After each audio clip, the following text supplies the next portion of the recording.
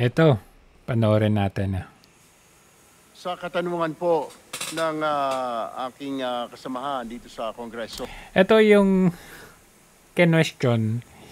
Yung nag-question dito si Kabataan Party List na si Raul. Raul. Tanggalin muna natin yung kanyang color, no? Kasi tama yung kanyang puna. At ang kanyang kine-question dito ay si Erwin Tulfo. Panoorin. So, ang 2021 travel expense po ng Office of the President ay nasa 37,499,000, Mr. Speaker. Mr. Speaker, magkano naman ang ginastos for travel noong 2022, last year? Ang 2022 po ay umakyat sa 398,307,000, Mr. Speaker.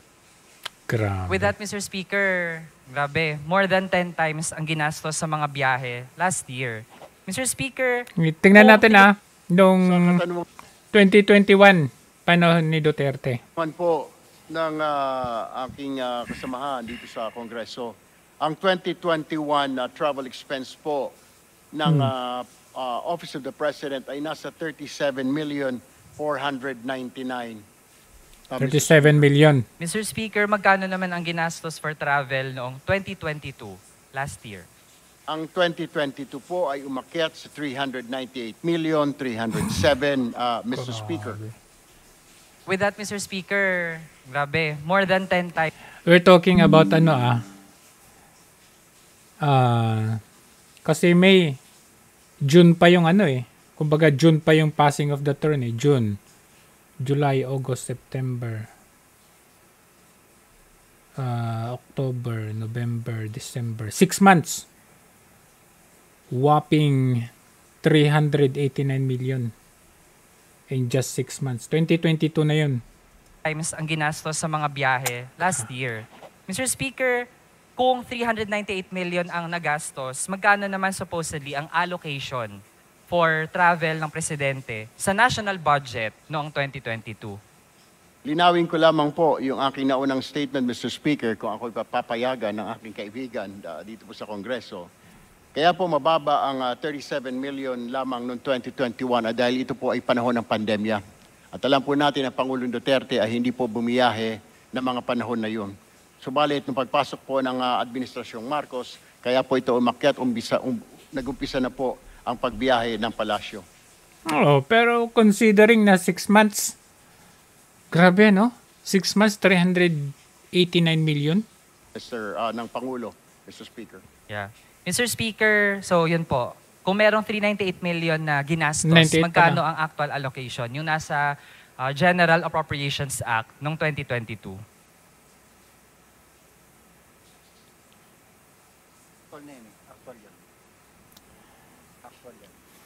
Iba pa rin pala yung Ito po ang, Mr. Speaker, ang actual na pondo na gamit, 398,307,000, Mr. Hindi Speaker. po yan yung sagot. So Mr. Speaker, pero yung nasa GAA po, supposedly yung inalot lang ng Kongreso for travel, magkano po siya? Appropriation. Grabe pala, no? Kasi kaya naman siya binoto dahil matapang, no? Doon sa mga programa. I mean, idol yan si Ka Erwin. Mr. Speaker, sana po hindi mabawas sa time ko ang kaya lang pag nasa ka na, pag-confer po na government, sponsor. Nawawala yung tapang.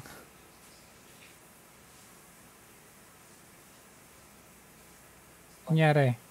Mr. Speaker, ako po humingi ng paumanhin sa aking pong kasamahan sa Kongreso, pero ito po ay 314,300,000, 314. Mr. Speaker. 314 Mr. Speaker, million. ibig sabihin po may diferensya na 84 million pesos. 84 million. Mula dun sa kung magkano yung inallocate ng Kongreso. Okay, so yung allocation, 314 million. Allocation yun Yun ay hiningi ng Office of the President na ito yung budget. Binigyan siya. 314 yung allocation. Pero nag-exceed siya. Within 6 months. Ang gastos niya 398 million. Pero yung allocation lang dapat sa kanya 314. Ang tanong, saan niya kinuha yung Tsaka sa aktual na sobra? nagastos ng Pangulo for 2022. Mr. Speaker, ano ang funding source ng 84 million na diferensya? Saan kinuha yun? Saan kinuha yun? 84 million. Ang source po noon, Ginoong Speaker, ay continuing appropriations, Mr. Speaker. Mr. Speaker, hindi po ba ito galing sa contingent fund? Mr. Speaker, hindi po ito galing sa contingent fund. Okay, Mr. Speaker, for 2023 naman, magkano ang 2023. allocation for travel? Ngayong taon. Ngayong taon Ang actual po na naibigay, na gastos po ng Office of the President ay 670,644,000. Wow! Mr. Speaker, so far, 670 kung merong million. 671 million for the whole year 2023, magkano na doon ang nagastos na ng Pangulo? Grabe. Ito pala yung sa nagastos doon sa F1. 671 So far, million. Mr. Speaker, ang nagagastos po ng Office of the President para sa travel expenses ay nasa 418,535,969.46, Ginoong Speaker. 418 Mr. Speaker, million. Grabe. magiging sapat ba ang 671 million o kailangan maghanap ng dagdag na funding source para sa matitira pang travels ng Pangulo for this year?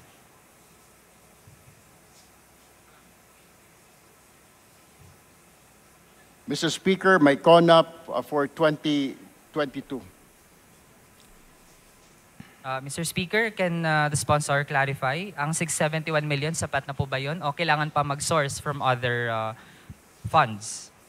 Ito po, Mr. Speaker, ay sapat na dahil kung titingnan ho, ngayon ay nasa Oktubre na ho tayo and wala na po mga mukhang ang travel ng Pangulo ay limited na sa mga panahon po na ito. Sure ba yan? Mr. Speaker, for 2024 naman, ang travels ng Presidente ay shouldered ng alin pong line item sa budget, tsaka magkano? 2024. Grabe. Check natin Maaari po bang, Mr. Speaker, pakiulit ng tanong? Mr. Speaker, for 2024, aling line item po ang pagkukunan ng pangbiyahe ng Pangulo at magkano ang allocated? 1.4 billion. For 2024, ang proposed po ay 1,148,424,000. Eh, Mr. 1.4 Speaker. dito. Ibig sabihin, Mr. Speaker, from 2022, 398 million, 2023, 671 million, for 2024, around 1.15 billion pesos, Mr. Speaker. Mukhang mali yung Almost doble sinabi pa niya. iyan ang travel budget ng Pangulo sa taong ito, Mr. Speaker. Magiging doble ba ang bilang ng trips o doble ang bilang ng mga sasama? Mr. Speaker, balak ba ng Pangulo na Sasama. pumunta sa Formula 1 sa Singapore sa 2024? Ang 2024 po, ito po ay propose pa lamang at ito po ay request pa lamang. Ina-anticipate po Kahit propose pa lang, request pa lang. Sigurado yan. Eh, yung 2022 nga nag-request ng 314 million. Naaprubahan. Pero, kinulang pa. Naging 398 million. Tapos, 2023, ilan na yung nagastos niya? 671 million. Base nga dito, no? Base dito sa PhilStar, 2023 ay 893 million. Ang allocated budget ng 2023. Tapos, yung allocated budget ng 2024, proposal pa lang yan. Pero, for sure. Grabe. Tingnan nyo naman, Sige, tapusin muna natin to. na marami pong magiging biyahe ang Pangulo para po makahikayat pa ng mga investor. Investor Mr. daw. Mr. Speaker, kasi yung sa Formula 1 po, if ever, shouldered na naman ng taong bayan. Mm. Kaya po, we'd like to know in advance, Mr. Speaker, pupunta po ba sa susunod na taon sa Formula 1 sa Singapore ang Pangulo? Ang hirap i-depensa, ano?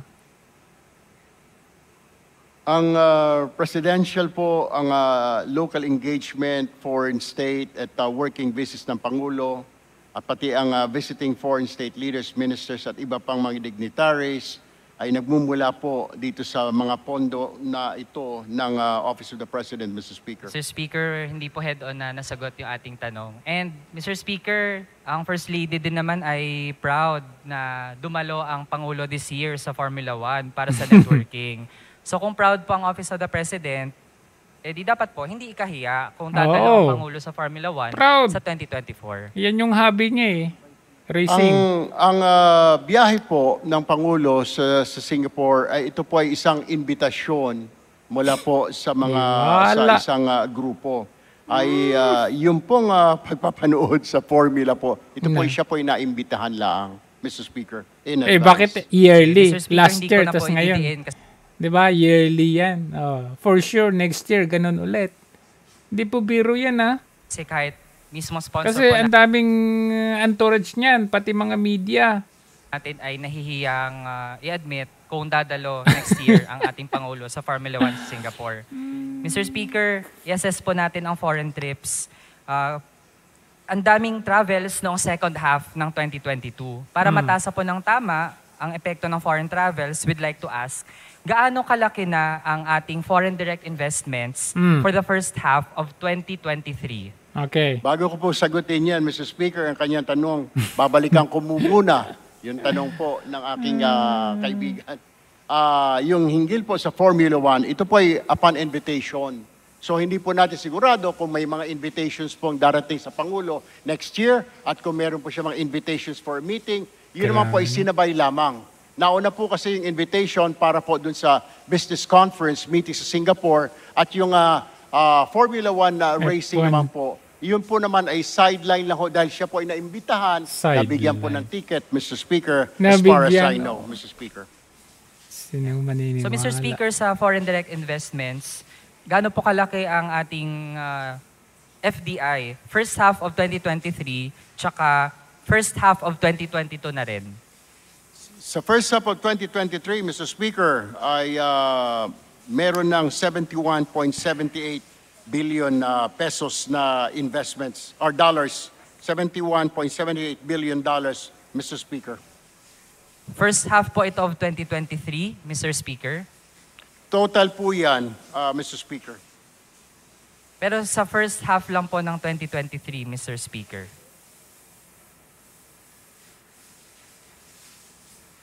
First half. Kasi Mr. Speaker, based sa... January to Mr. ano? Speaker, ayan po ay susumiti ho namin sa inyong tanggapan. January to June. Bago po matapos ang araw, Mr. Speaker. Sige. Mr. Speaker, kasi sa observation natin, first half of 2023, ang ating investments na pumasok ay nasa $4 billion. Pero Mr. Speaker, compared to the same time period noong 2022, nung wala pa ang mga biyahe ng Pangulo, 4.91 billion, Mr. Speaker. Tapos noong 2021, buong taon na po, Mr. Speaker, $10.5 billion. Kita nyo? 2021, panahon ni Duterte. Buong taon yun, ah. We're not talking about first half. Ano? Buong taon ng 2021, walang foreign trips, meron ng investment na $10 million. 10 billion pala.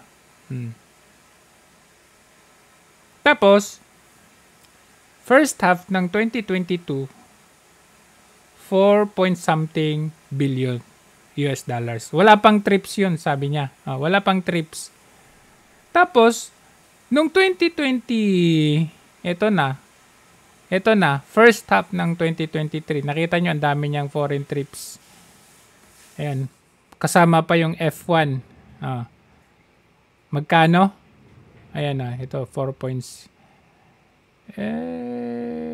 Ito hindi, Mukhang, ano to? Ay, pledge pa ata ito. Mga pledge, but we're talking about sa investment.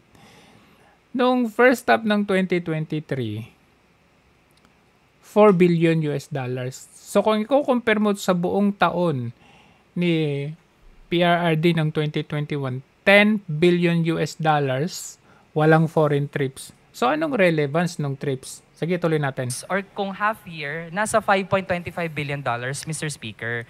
Kaya mas malaki pa ang rate ng pagpasok ng investments sa bansa noong emergency pa ang pandemic kumpara ngayon, Mr. Speaker. Pandemic Kahit pa na yan. biyahe ng biyahe ang Pangulo. Kaya this implies hindi naman pag-attract ng FDIs ang pangunahing dahilan bakit biyahe ng biyahe ang Malacanang. Nababaon sa utang ang mga Pilipino sa dagdag na gastos. Kaya the Filipino people should not pay for the revenge travel of our top officials, Revenge Mr. Speaker. travel. Yan kasi. Sige. Yan. Oo. BBM pa more. Tignan nyo ang nangyari. Sa 2024, ayan tignan nyo. Office of the President travel expenses up by 995%. Grabe. Halos 10 beses. Ayan 2022, 403 million travel expenses. Okay? Tapos, nung